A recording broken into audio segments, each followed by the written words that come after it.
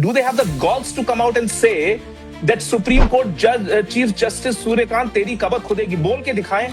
Narendra Modi himself as a Prime Minister calls every dissenter as an urban Naxal. These are students.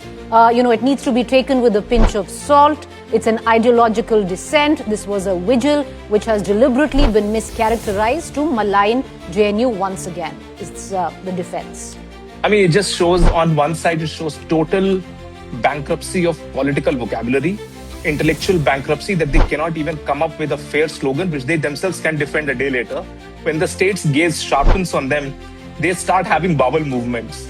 Today what we are seeing is that sorry display that they couldn't even stand with what they said a night before. So I don't take these people seriously, but I believe the JNU administration should actually set an example.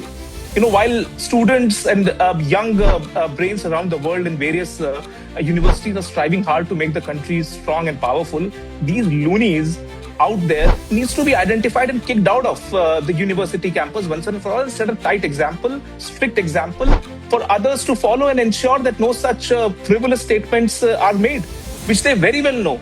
It was a decision made by the Supreme Court. Do they have the balls to come out and say that Supreme Court Chief Justice Suryakant teri kabar khudegi? Bol ke dikhaye. When you raise slogans which speak of the Prime Minister's grave being dug in JNU, many would call it anti-India. I strongly condemn any use of language which has any violent manifestation, whether it comes from the left or the right. I don't approve of it at all. There are better ways by which you can make your point. You can be aggressive without indulging in kind of wordplay that can boomerang against you. Having said that, let's be honest, I heard Rajat's acerbic, very bitter vehemence was for all to see.